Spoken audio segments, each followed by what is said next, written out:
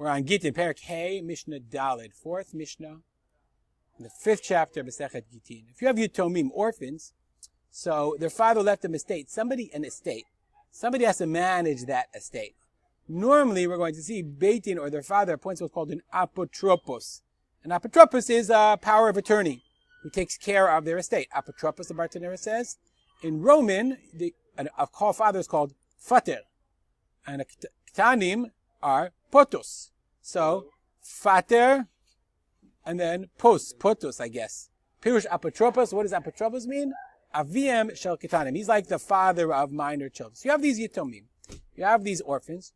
Shesamchu etza balabayit. So whenever the father didn't appoint an apotropos, but they relied on a balabayit, a local landowner, the neighbor, or whatever, and he took care of their affairs. Oh, shemin alem aviem apotropos. Or before the father died, mina, he appointed an apotropos. Chayav la'aser peiroteihem. So that apotropos must take off ba'asrot on their produce. That's part of the functioning of the house. That's his responsibility. Similarly, or new case, apotropos, if you have an apotropos, sheminuhu aviyatomim, the father appointed him yishava. So he must take an oath. What oath does he have to take? Beit Din wants his apotropos. He is responsible for the property of this minor. No one essentially is going to know if he's handling their affairs correctly or not. So the Beit Din, so we would like him to take an oath. The problem is as follows. If we make him take an oath, if we make apotropos him take oaths, then I'm going to say, forget it, who needs it? You don't trust me, what do I need this for? So, the Tanakama says, if his father appointed him, then yishavea, he must take an oath. Minau Beit Din, but if Beit Din appointed him, lo yishavea, then we don't make him take an oath. What's the difference? Because the Tanakama says, listen, if the Aviyatomim appointed him, the guy's doing it, he must have some kind of benefit. There must be something in it for him. That's what the Bartanura says. Tovat china, one second. Why should he have to take an oath if the father appointed him? If he didn't get some kind of hana'ah, some kind of benefit, lo havele apotropos, he never would have done it. But in the Beit Din's case, tovat chinam he's doing it for nothing, free. Shezeh oseh leBeit Din, lekabel divreihem b'litorah chinam. He's working for nothing. He just wants to help out the Beit Din. And if you made him take an oath, no one would ever do it. That's why lo yishaveh. Abba Shaul says, no, chiluf advarim, goes the other way around. If the father asks a guy to do it, he has no benefit, but the poor father, he's dying, he has to take care of his, okay, I'll do it. Whereas if Beit Din appointed him, no, lawyers don't do things for Beit Din for nothing.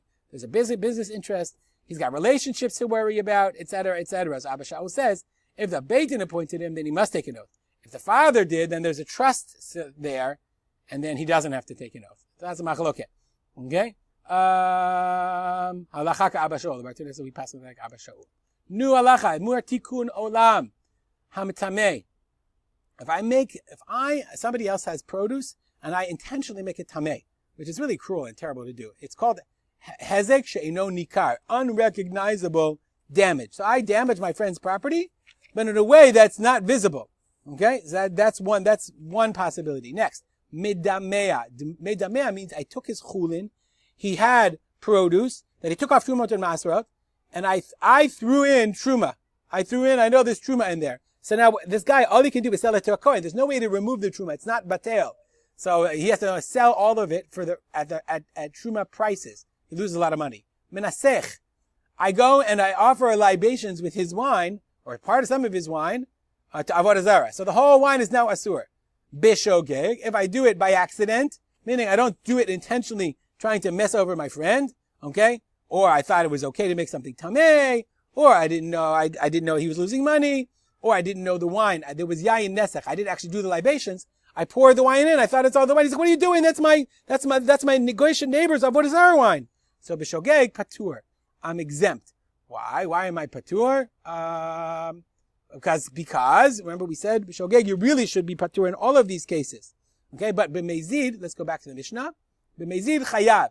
In the case of mezid, in that case you are chayav. Why? Let's see the Bartanura. Ubidin shei patur.